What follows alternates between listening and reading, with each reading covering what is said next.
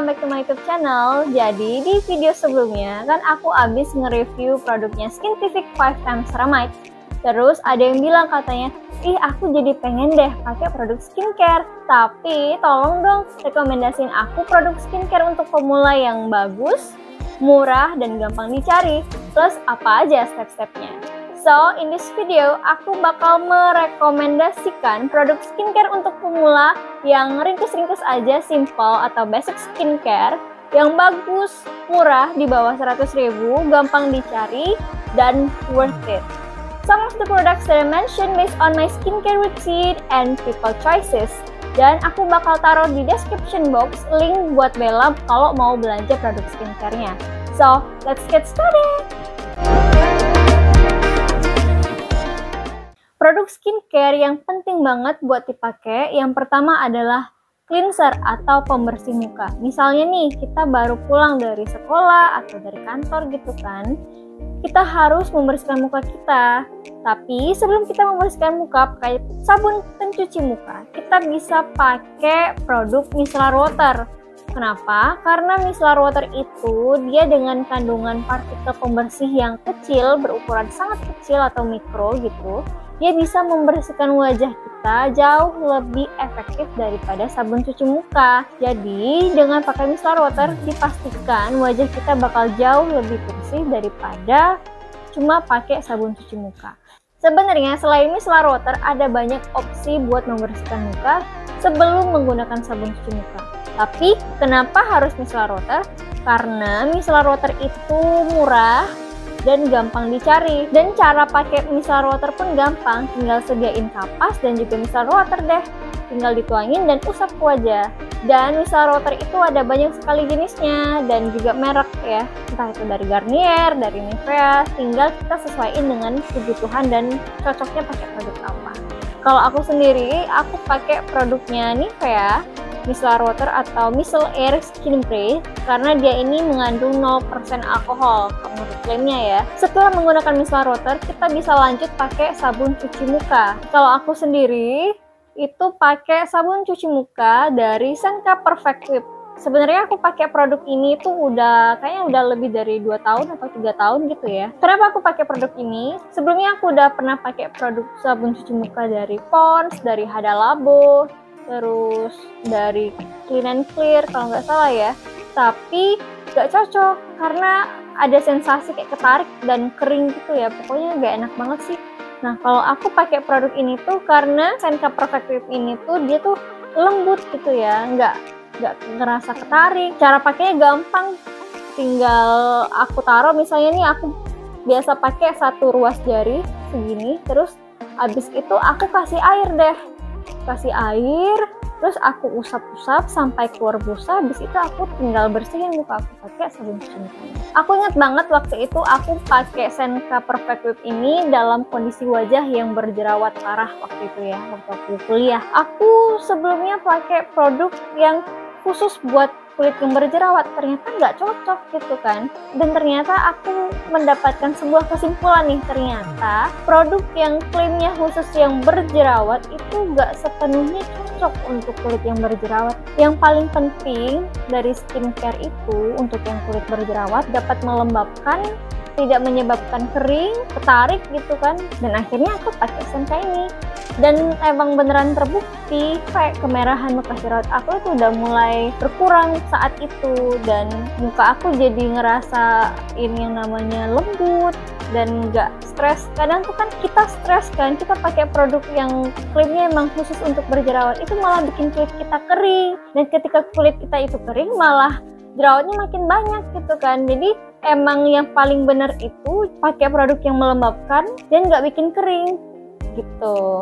Setelah pakai produk sabun cuci muka, kita keringkan muka kita pakai tisu. Kalau menurut aku tisu aja udah cukup, nggak perlu pakai lap, karena kadang kita tuh lupa lap kita itu masih dalam keadaan bersih apa enggak ya gitu kan. Atau kita pakai handuk, no, kalau pakai handuk itu big no sih menurut aku. Jadi cukup pakai tisu. Setelah pakai tisu, kita beralih pakai yang namanya serum wajah.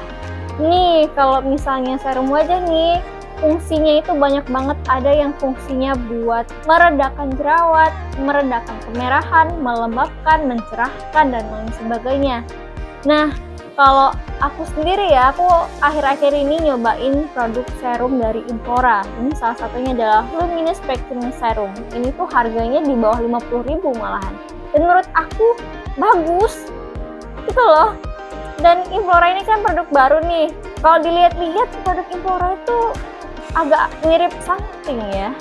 Ada kayak aku lihat ada varian Implora itu ada yang vitamin C, ada juga yang retinol, dan apa lagi ya, ada bakuchiol juga kalau nggak salah.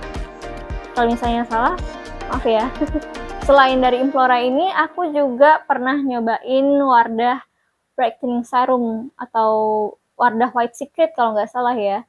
Itu juga bagus sih menurut aku. Selain itu juga ada serumnya dari Garnier yang vitamin C itu bagus juga sih menurut aku. Terus ada juga yang lagi hype itu serumnya dari Scarlett Whitening Serum itu, serum dari Emina yang Emina Bright Stuff. Kalau misalnya mau serum yang nambah dikit gitu, tapi bagus dan worth it banget buat dicoba, itu ada serumnya dari Something. Kalau nggak salah yang 5% niacinamide itu bagus, yang 20 ml itu harganya sekitar 120. Terus juga ada serumnya Ever White yang Brightening Serum, itu juga bagus sih menurut aku. Pokoknya tinggal disesuaikan pengennya yang mana gitu ya. Kalau rekomendasi dari aku sih itu. Pokoknya cocok banget sih buat pemula.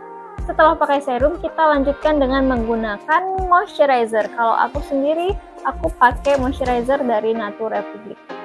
Menurut aku ini tuh bagus banget sih, worth it. Dia harganya pasaran kalau nggak salah 80-90-an ribu gitu ya. Tapi dia selain untuk muka bisa dipakai buat rambut, buat kulit gitu kan.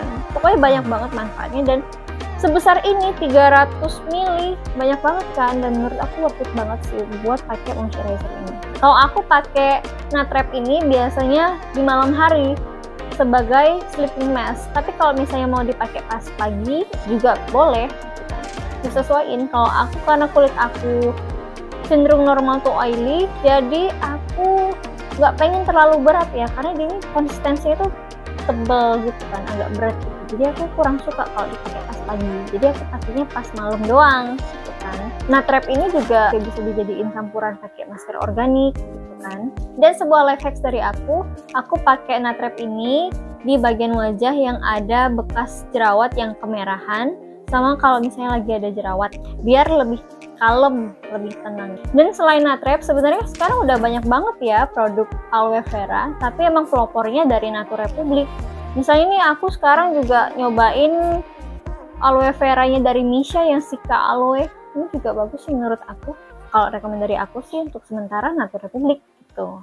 Dan di pagi hari jangan lupa pakai yang namanya sunscreen. Itu penting banget. Karena kalau kita nggak pakai sunscreen, itu rasanya kayak kita udah pakai skincare berlayer-layer gitu kan. Udah capek pakai skincarean, sia-sia gitu kan. Kenapa sia-sia? Karena ketika wajah kita itu tidak terlindungi oleh sunscreen, itu bisa menyebabkan masuknya sinar UVA dan UVB yang bisa merusak sel-sel wajah. Kayak kita udah berusaha nih buat memperbaiki sel-sel kulit wajah kita dengan skincare, malah rusak lagi. Itu makanya aku bilang sia-sia. Dan penting banget yang namanya invest di sunscreen yang bagus. Sekarang itu untuk sunscreen yang harga di bawah 100.000 udah banyak banget kan. Ini yang lagi booming banget nih, sunscreen dari Azarin Hydra Soothe Sunscreen Gel yang SPF-nya 45 PA+++ gitu kan. Ini harganya nggak nyampe 100.000 dan isinya juga banyak. Klaimnya juga no white cast. Selain sunscreen dari Azarin Hydra Soothe Sunscreen Gel, juga ada beberapa rekomendasi sunscreen, misalnya sunscreen dari Wardah, dari Emina kayak yang aku pakai ini Sun Protection SPF 30 PA+++. Ini kadang aku pakainya pas lagi di rumah ya, kalau lagi di luar aku pakai sunscreen yang lain. Terus ada juga sunscreen dari Nivea Plus, ada juga sunscreen dari Skin Aqua yang SPF-nya sampai 50. Waktu itu juga sempat booming banget. Juga ada sunscreen dari Karasan kalau nggak salah ya, itu juga di bawah 100.000 dan kata beberapa orang juga bagus tuh. Itu juga boleh tuh buat dicoba. Dan selanjutnya aku mau kasih rekomendasi produk pencegahan tumbuhnya jerawat. Ini adalah masker dari Crashlicious yang green tea. Ini aku pakai biasanya 2 hari sekali, bisa juga kalau mau setiap hari. Kalau misalnya punya kulit yang sensitif, yang nggak bisa di scrub gitu, yang nggak bisa kering keras gitu, kayaknya kurang cocok tuh pakai masker organik. Tapi kalau aku nggak, aku masih cocok, aku bisa pakai ini. Jadi biasanya aku pakai 2 hari sekali atau kadang tiap hari. Kalau misalnya lagi jerawatan, terus aku campur pakai ini, aku campur pakai aloe vera gitu ya. Kalau misal kurang nampol nih, aku jadiin maskernya Crashlicious ini bareng aloe vera sebagai obat total jerawat. Jadi aku bakal campurin terus sampai di konsistensi yang menurut aku udah cocok, pas gitu ya. Terus aku totolin di bagian wajah aku yang tumbuh jerawat gitu. Dan menurut aku ini tuh jauh lebih efektif daripada pakai obat total jerawat yang merek Agnes lah, merek inilah, itulah gitu ya. Karena kalau misalnya aku pakai obat total jerawat, itu jatuhnya pasti merah. Aku nggak suka banget muncul kemerahan gitu di muka aku ya. Dan karena itu tuh bakal susah buat hilangnya. Kalau misalnya aku pakai kedua produk ini, dia tuh beneran bisa ngilangin, bisa nenangin gitu ya, nenangin jerawat. Kalau dari pengalaman aku nih ya, aku kalau pakai obat total jerawat dari masker organiknya Crashlicious sama aloe vera gel itu, kalau jerawatnya beruntusan dalam 1 hari atau 1 malam itu udah reda, udah hilang. Tapi kalau misalnya jerawatnya jerawat batu gitu, kayaknya paling cepat 3 hari atau 5 hari itu paling cepat deh bisa hilang gitu kan. Tapi nggak apa-apa, yang penting kan mateng terus keluar isinya. Dan yang paling penting lagi, dia nggak nyebabin muncul kemerahan. Karena ngilangin bekas kemerahan jerawat itu jauh lebih susah daripada kita ngilangin jerawatnya gitu kan. Jadi menurut aku nggak apa-apa, sabar sedikit, yang penting emang nantinya jerawatnya bisa hilang. Oke, segini dulu ya rekomendasi dari aku tentang produk skincare untuk pemula yang bagus dan juga murah, yang harganya di bawah 100.000. Kalau menurut Bella, ada lagi nih produk skincare yang bagus buat pemula? Coba komen di bawah ya. Dan juga jangan lupa like, comment, dan subscribe, and share ke bestie kamu yang juga baru mau nyobain pakai produk skincare. So, thank you for watching. See you in my next video. Ciao, Bella!